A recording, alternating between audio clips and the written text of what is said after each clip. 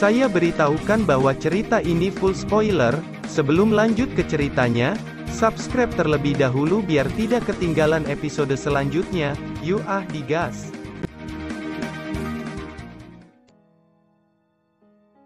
Melanjutkan dari cerita sebelumnya, sementara Xiaoyan bingung, sosok Zhan Lao di sampingnya sekali lagi berkata, "Lantai 5 disebut ujian gerbang tempur yang sebenarnya. Di sini Anda bisa bertarung dengan orang yang Anda temui tanpa khawatir akan cedera. 4 pintu dengan warna berbeda-beda mewakili kesulitan masing-masing. Di antara warna pintu putih, hijau, biru, ungu, yang paling mudah adalah warna putih. Sedangkan yang paling sulit adalah pintu berwarna ungu," ucap Zhan Lao. "Gerbang tempur yang sebenarnya, apakah maksud Anda saya bisa menantang siapapun yang saya inginkan?" ucap terkejut Xiaoyan.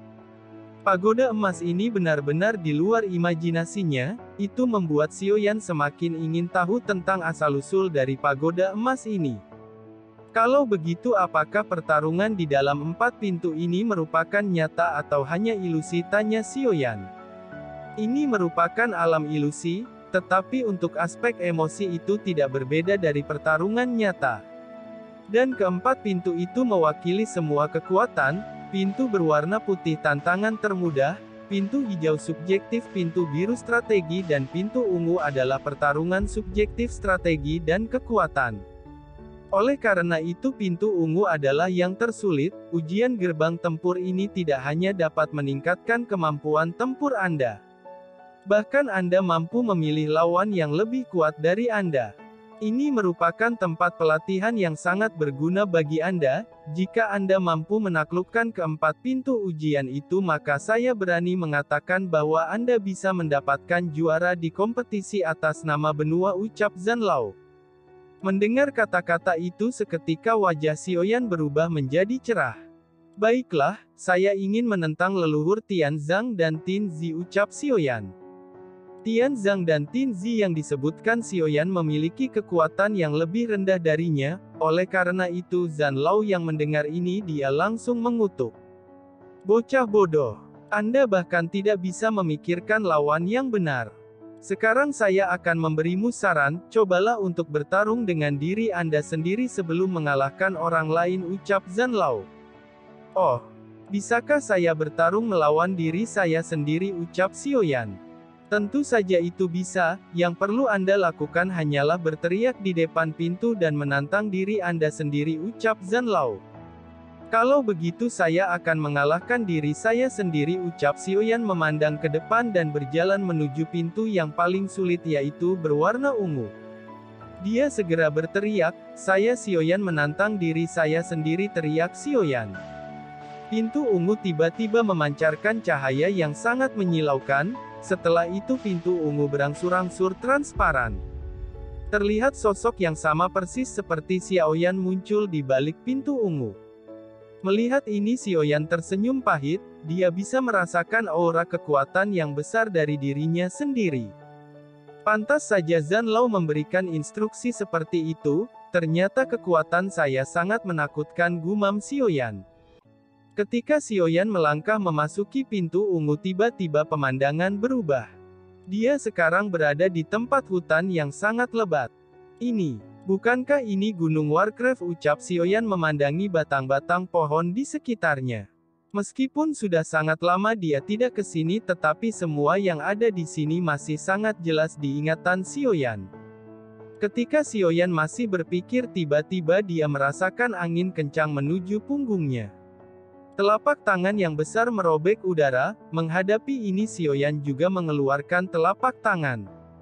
Dua telapak tangan saling bentrok dan menimbulkan suara gemuruh. Telapak tangan Xiaoyan palsu berhasil menghempaskan telapak tangan Xiaoyan asli.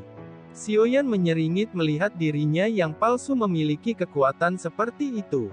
Sementara Xiaoyan merasa tidak percaya diri, tiba-tiba tubuhnya kembali ke depan pintu ungu, itu menunjukkan bahwa ujian gagal. Saat Xiaoyan mengalami kegagalan, ekspresinya sedikit malu, dia tidak menyangka akan dikalahkan oleh dirinya sendiri. "Apakah Anda masih tidak sadar bahwa kekuatan Anda sangat luar biasa? Sekarang Anda akan mengalami betapa sulitnya mengalahkan diri Anda sendiri, ucap Zhan Lao tertawa. Xiaoyan mengangguk saat mendengar kata-kata Zhan Lao. Dia menunjukkan tekad dan sekali lagi menantang dirinya sendiri. Tetapi sekarang Xiaoyan memilih pintu ujian berwarna putih. Saya menantang diri saya sendiri, ucap Xiaoyan. Setelah suaranya jatuh, pintu putih mulai transparan dan tubuh Xiaoyan memasukinya. Saat memasuki pintu putih, pemandangan di depannya berubah lagi. Sekarang pemandangan di depannya merupakan pegunungan Yunlan. Di depan Xiaoyan terlihat sosok Xiaoyan palsu yang sudah menunggunya. Xiaoyan palsu mengeluarkan 10.000 bayangan penguasa Xuan. Jika Xiaoyan asli ingin mengalahkan dirinya sendiri, maka dia harus melewati batasan dari kekuatannya. Xiaoyan mengeluarkan api surgawi di tangannya. Naga api terbentuk dengan cepat dan berubah menjadi penguasa Xuan. 10.000 bayangan juga diterapkan oleh Xiaoyan, namun bayangan penguasa Xuan Xiaoyan asli lebih solid. Gerakan tubuh yang bukanlah gerakan pembunuhan. Tetapi dia memaksimalkan kecepatannya, tubuh Xiaoyan menghilang di tempatnya dan muncul di atas Xiaoyan palsu. Menghadapi ini, sosok Xiaoyan palsu tiba-tiba melemparkan teratai api ke arahnya. Xiaoyan terkejut dan segera membentuk dinding api untuk menahan teratai api yang dilemparkan oleh Xiaoyan palsu. Namun dinding api pecah saat berbenturan dengan teratai api. Dan Xiaoyan sekali lagi mengalami kegagalan dalam ujian ini. Setelah 2 kali kegagalan membuat Xiaoyan semakin bersemangat. Semangat pertempuran yang ada di dalam tubuhnya sekali lagi dibangkitkan. Anda bisa menyerah menantang diri Anda sendiri dan melanjutkan dengan menantang orang lain. Saya mengerti kesulitan mengalahkan diri kita sendiri. Hanya saja ketika Anda mampu melewatinya, maka Anda akan menembus batas kekuatan Anda, ucap Zhan Lao. Xiaoyan menutup matanya dan memulihkan vitalitas. Setelah beberapa saat Xiaoyan berdiri memasuki pintu putih tanpa ragu-ragu. Saya menantang diri saya sendiri, ucap Xiaoyan. Xiaoyan bertekad untuk mengalahkan dirinya sendiri. Baginya semakin sulit rintangan itu, maka semakin besar timbal balik yang dia dapatkan. Zhan Lao tersenyum memandang Xiaoyan yang masih menantang dirinya sendiri. Pada saat ini Xiaoyan mengamati pergerakan dari Xiaoyan palsu. Penguasa Xuan mengarah tepat di kepalanya. Xiaoyan mengeluarkan penguasa Xuan dan mengadu pukulan dengan Xiaoyan palsu. Setelah benturan ini, tubuh Xiaoyan melesat seperti hantu dan sudah berada di belakang Xiaoyan palsu. Dia mengayunkan penguasa Xuan yang disertai api surgawi dengan kekuatan penuh. Sedangkan Xiaoyan palsu memasukkan sumber keabadian ke dalam penguasa Xuan. Armor roh yang tercipta dari segel roh membungkus seluruh tubuh Xiaoyan palsu. Kedua penguasa Xuan saling berbenturan, ledakan keras menghancurkan gunung-gunung yang ada di sekitar mereka. Dalam bentrokan ini sudut mulut Xiaoyan meneteskan sedikit darah. Dia masih berdiri teguh di tempat yang sama, sedangkan Xiaoyan palsu terpental ratusan meter dengan sangat menyedihkan. Armor roh hancur di bawah serangan penguasa Xuan yang dipadu dengan api surgawi. Akhirnya Xiaoyan mampu mengalahkan diri saya sendiri, ucap Xiaoyan. Pada saat ini Xiaoyan palsu berubah menjadi setetes air jernih yang menggantung di depan Xiaoyan. Xiaoyan memandangi tetesan air yang bercahaya itu dengan sedikit bingung. Tetapi dia bisa merasakan kekuatan sumber keabadian yang terkandung di dalam tetesan air ini. Ini adalah hadiah setelah Anda mampu memenangkan ujian ini. Saya menyebutnya sebagai tetesan air spiritual, ucap Zhan Lao tersenyum. Xiaoyan perlahan-lahan mengulurkan telapak tangannya. Tetesan air yang menggantung di telapak tangannya segera berubah menjadi sumber keabadian. Sumber keabadian ini jauh lebih murni dari sumber keabadian di lautan emas. Xiaoyan tidak ragu-ragu untuk menyerap langsung sumber keabadian ke dalam tubuhnya. Saat sumber keabadian memasuki tubuh Xiaoyan, ia merasakan peningkatan kekuatan yang signifikan, sungguh luar biasa. Hanya satu tetes sumber keabadian, efeknya sangat besar. Jika saya mengulang ke gerbang putih, apakah saya bisa mendapatkannya lagi, ucap Xiaoyan. Itu akan sia-sia, Anda hanya mendapatkan satu hadiah di setiap pintu yang sama, ucap Zanlao. Xiaoyan sedikit kecewa saat mendengar ini. Sekarang ujian yang sulit setelah pintu putih adalah pintu hijau. Xiaoyan harus memasuki pintu hijau dan mendapatkan kemenangan. Tanpa menunggu lagi, Xiaoyan segera memasuki pintu hijau untuk menantang dirinya sendiri. Dalam upaya untuk memenangkan pertarungan ini, potensi Xiaoyan semakin meningkat. Dengan pertarungan ini, Xiaoyan semakin sadar akan kekurangannya saat bertempur dan bisa menutupi kekurangannya. Itu sangat membantu Xiaoyan untuk melawan musuh yang sangat kuat di masa depan. Pada saat ini Xiaoyan palsu menggunakan surga yang menciptakan langit. Telapak tangan sidik jari dan wajah kuno menuju ke arah Xiaoyan. Xiaoyan menggunakan teknik 3000 petir untuk menghindari serangan yang dilepaskan oleh Xiaoyan palsu. Langkah Xiaoyan sangat cepat dan hanya kilatan petir yang terlihat di sepanjang jalan. Pada saat yang sama sumber keabadian dimasukkan ke dalam penguasa Xuan. Api seperti magma terpancar dari penguasa Xuan, dengan pergerakan seperti hantu dia sudah berada di atas kepala Xiaoyan palsu. Penguasa Xuan diayunkan dengan gila-gilaan, tubuh Xiaoyan palsu menabrak tanah dengan sangat keras. Setelah Xiaoyan palsu kalah, tubuhnya berangsur-angsur menghilang dan berubah menjadi 3 tetes air spiritual yang menggantung di depan Xiaoyan. Xiaoyan duduk dan menyentuh tetesan air spiritual dengan jari-jarinya.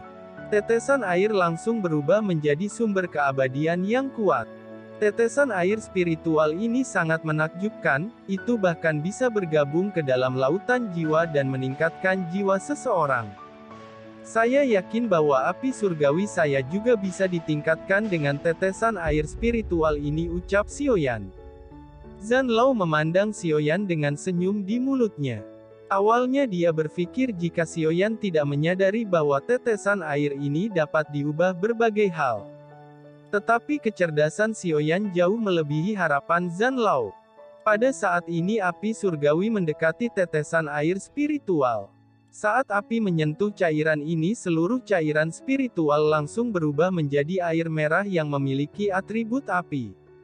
Itu membuat Xiaoyan sangat bersemangat, hahaha. Saya tidak menyangka bahwa cairan spiritual ini sangat berguna, ucap Xiaoyan. Bocah, karena dekrit surgawi 8 kutub sudah mencapai tingkat tertinggi. Sekarang Anda sudah bisa mempelajari teknik bertarung tingkat sakral, ucap Zanlao mengeluarkan 2 gulungan berwarna hijau cerah dan emas cerah. Ini adalah 2 teknik bertarung tingkat sakral. Anda harus memilih salah satu dari teknik ini, ucap Zanlao. Apakah ada perbedaan antara kedua teknik ini, tanya Xiaoyan. Teknik emas ini disebut pagoda emas dan mampu menyatu dengan pagoda emas. Tetapi kesulitan teknik ini sangat luar biasa, sedangkan yang satunya merupakan teknik domain. Tidak sulit bagi Anda untuk bisa menguasainya, ucap Zanlao. Kalau begitu saya akan mengambil teknik pagoda emas. Saya ingin tahu seperti apa kesulitan teknik sakral pagoda emas ini, ucap Xiaoyan. Kali ini Xiaoyan tidak ragu-ragu untuk memilih teknik pagoda emas yang bisa meningkatkan kekuatannya. Teknik ini tidak bisa dipisahkan dari rahasia yang tersembunyi dari pagoda emas. Keberanian Xiaoyan memang sangat mengagumkan, karena Anda sudah menentukan pilihan. Maka saya akan memberikan teknik pagoda emas kepada Anda, ucap Zanlao. Setelah itu gulungan emas cerah yang berisi teknik pagoda emas segera diberikan kepada Xiaoyan. Zanlao sekali lagi menjelaskan, pagoda emas dapat sepenuhnya terintegrasi dengan dekrit surgawi 8 kutub. Oleh karena itu Anda memiliki kualifikasi untuk berlatih pagoda emas. Teknik pagoda emas sama seperti dekrit surgawi 8 kutub. Dia mampu berevolusi menjadi teknik yang lebih tinggi. Tepatnya dekrit surgawi 8 kutub berevolusi menjadi pagoda emas. Setelah itu berkembang menjadi pagoda emas tingkat domain. Jika Anda ingin mengevaluasinya ke tingkat batas maka Anda harus mendapatkan 3 jantung api. Setelah Anda mencapai tahap batas maka kekuatan Anda juga meningkat 1 bintang atau bahkan 2 bintang, ucap Zanlao. Oh, kalau begitu di mana saya bisa mendapatkan jantung api? Tanya Xiaoyan. 3.000 benua ini terdapat total 9 jantung api. Anda hanya perlu mengumpulkan 3 jantung api untuk memenuhi persyaratan. Jantung api tersembunyi di antara ruang kosong, lautan ketiadaan ini juga terdapat jantung api, jalan Tao Anda adalah api, jadi Anda harus mendapatkan jantung api dan mengevolusikan ke tingkat batas. Selain itu Anda tidak perlu khawatir, secara alami pagoda emas ini akan menuntun Anda untuk mendeteksi keberadaan jantung api. Selama Anda mendapatkan 3 jantung api maka kekuatan Anda akan meningkat dengan pesat, ucap Zhan Lao. Hanya ada 9 jantung api di 3.000 benua, bukan jantung api ini terlalu langka, ucap Xiaoyan. Sekarang Anda tidak memiliki pilihan lain, semuanya tergantung oleh nasib Anda, ucap Zhan Lao. Meskipun ini sangat sulit untuk ditemukan tetapi saya tidak akan pernah menyerah. Saya ingin tahu bagaimana cara kerja pagoda emas ini untuk mencari jantung api, tanya Xiaoyan. Zhan Lao tersenyum dan cahaya menyala di tangannya. Sinar cahaya dipancarkan di atas puncak pagoda emas. Segera bintang-bintang muncul di atas pagoda emas. Ini adalah peta 3.000 laut ketiadaan. Jadi Anda bisa menggunakan kekuatan jiwa untuk mencari keberadaan jantung api, ucap Zhan Lao. Xiaoyan segera mengeluarkan kekuatan jiwa tingkat suci. Semua bidang lautan ketiadaan ditampilkan di depan mata Xiaoyan. Dalam lautan ketiadaan Xiaoyan melihat 9 ledakan bintang merah menyala dan memancarkan cahaya yang menyilaukan. 9 api menyala ini adalah jantung api yang dikatakan oleh Zhan Lao. Dan itu benar hanya terletak di lautan ketiadaan di antara 3.000 benua. Pagoda emas dapat menunjukkan kepada Anda seluruh gambar lautan ketiadaan. Dan pagoda emas dapat menunjukkan lokasi jantung api. Tetapi Anda harus memeriksa satu persatu dari 3.000 lautan ketiadaan. Dan Anda bisa menandai tempat yang tidak memiliki jantung api, ucap Zhan Lao.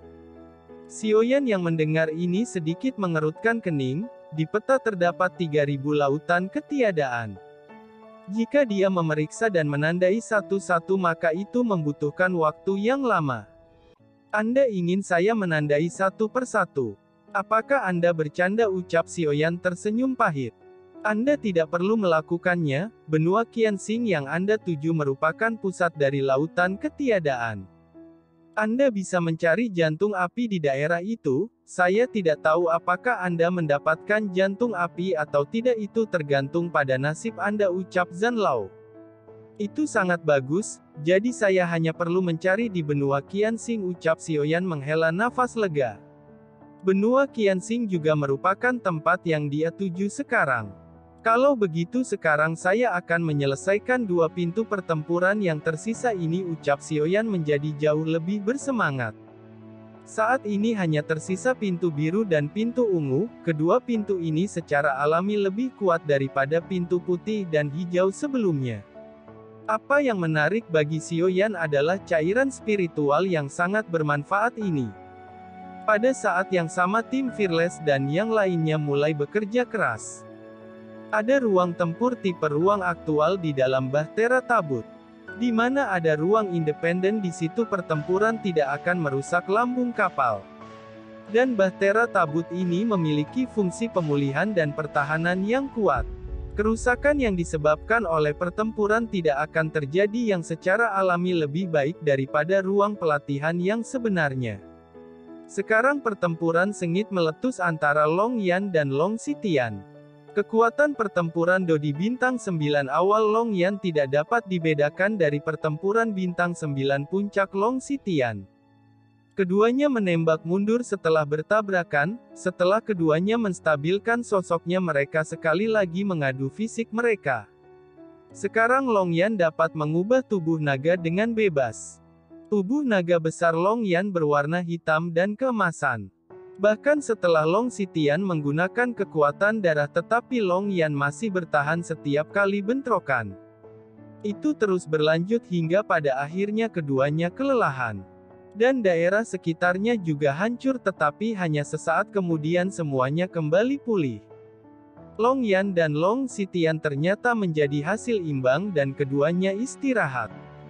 Selanjutnya mereka para orang-orang fearless bergiliran untuk saling menantang lawan yang sama.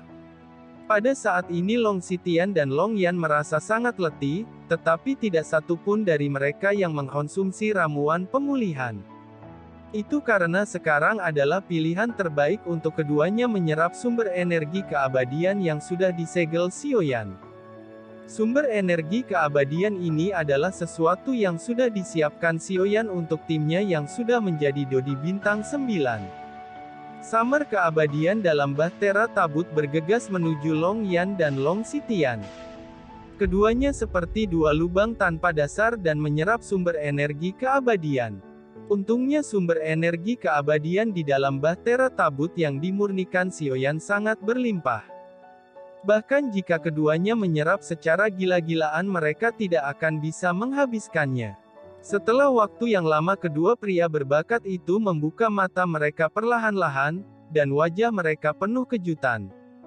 Long Yan menerobos ke Dodi Bintang 9 menengah, sedangkan Long Xitian menerobos ke Bintang 9 puncak dalam satu gerakan menuju Dao Xian. Long Xitian yang sangat bersemangat dan menepuk pundak Long Yan dengan tawa lebar. Peningkatan kekuatan keduanya sangat berpengaruh, dan itu juga membangkitkan antusiasme semua orang. Pada saat ini Xiaozan membiarkan Mollystrom menyerangnya. Xiaozan bahkan tidak berniat menghindar, setelah garis darah harimau putih kuno diaktifkan kekuatan fisik Xiaozan meningkat ke tingkat yang mengerikan. Sepertinya serangan Mollystrom yang hebat dan sengit itu tidak menyebabkan kerusakan pada Xiaozan, itu hanya menyisakan sedikit bekas luka yang sangat kecil. Bagaimana tubuhmu bisa sekuat ini, ucap Mollystrom tidak bisa menahan kutukan. Xiaozan tersenyum dan menggaruk kepalanya. Terima kasih sudah nemenin Mimin sampai akhir, tunggu episode selanjutnya, sampai jumpa.